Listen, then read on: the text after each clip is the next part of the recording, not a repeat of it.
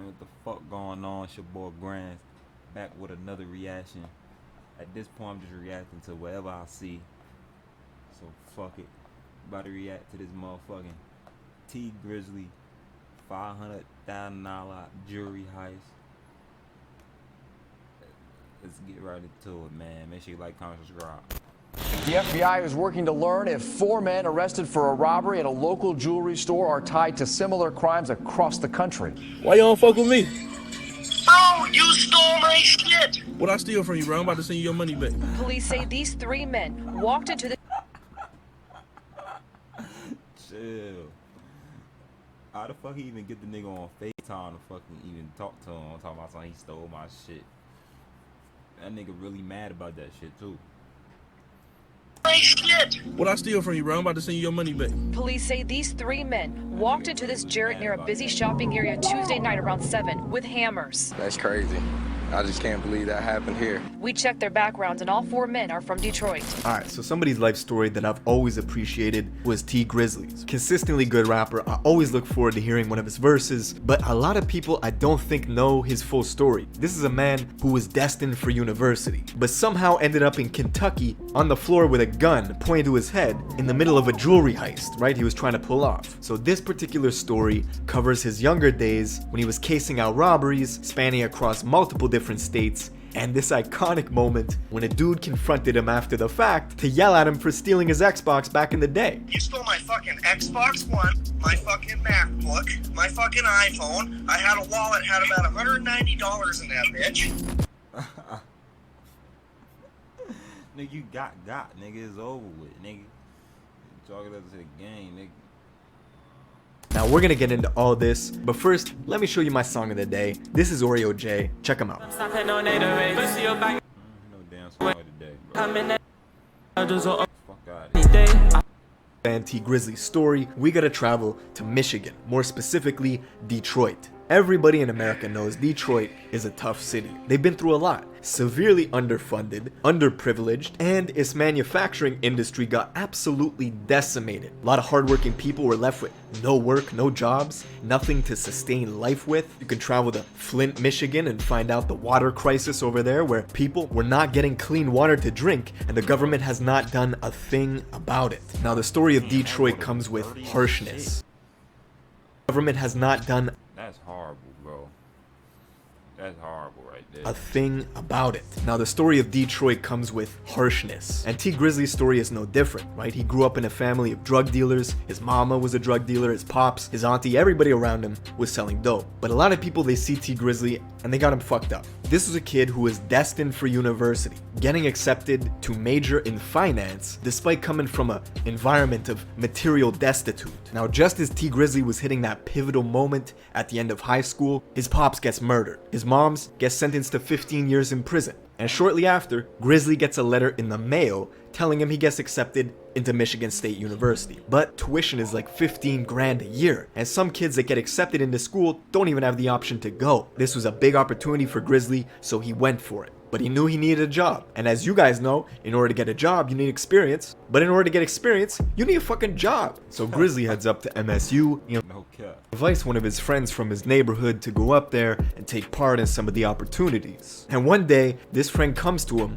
with 11 grand in his pocket. And Grizzly's like, yo, how did you get 11 grand? Whatever you're doing, I want in. It turns out the friend was doing B&Es, which is breaking and enterings. That's when they came up with this plan to basically ransack the dormitories on campus. They started systematically robbing these dorms for all their valuables, right? They'd take computers, cell phones, and whatever cash people had. And the great part is they did this while people were sleeping at night.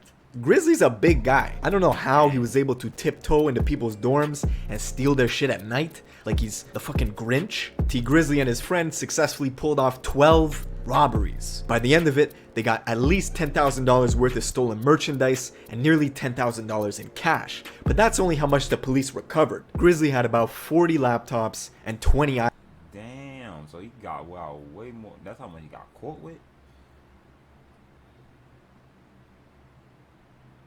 Nigga, he got caught for how many people stay in the dorm?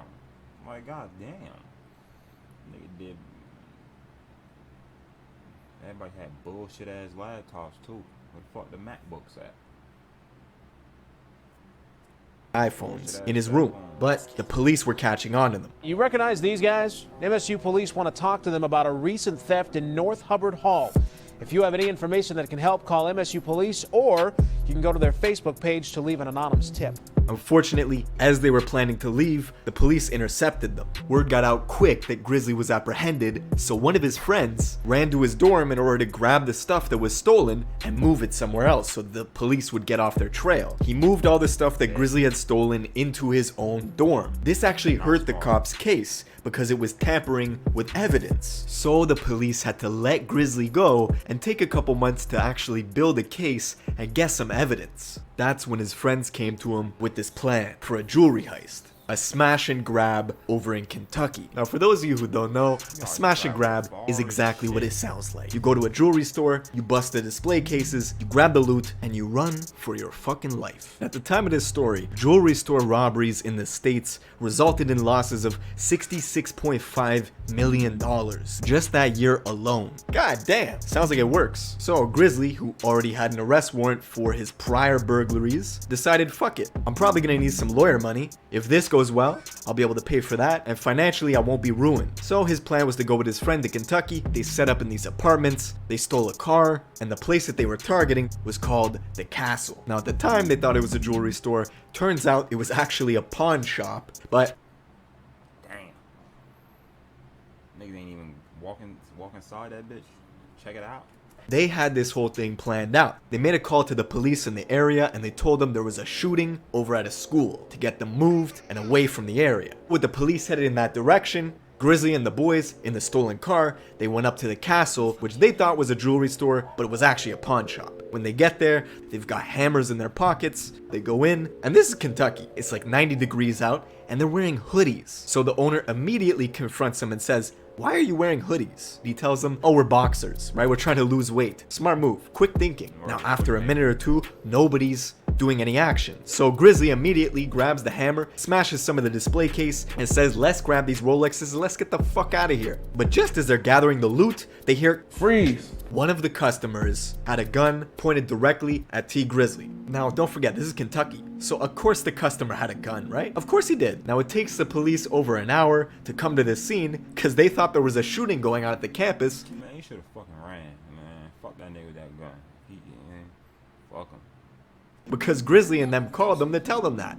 Now Grizzly was found guilty of the botched robbery and they had to sit down and do some time in Kentucky, which by the way, the prison in Kentucky is terrible, bro. It's one of the worst prisons in the US. And after he served time there, he had to go do time in Michigan for the dormitory burglaries. This made Grizzly into the man he is. He took this life story and he made First Day Out, the track that basically gave him a career. And I don't know if you guys have noticed this, is Grizzly's got some of the best jewelry right now. The grizzly bear piece, the Cuban links. That boy be cashing out on that motherfucking jewelry, man. That nigga be cashing That he has, and that illustration of his downfall being because of a botched jewelry heist. And then now he's got some of the best jewelry in the game. I just think that's a beautiful illustration. But yeah, man, that nigga definitely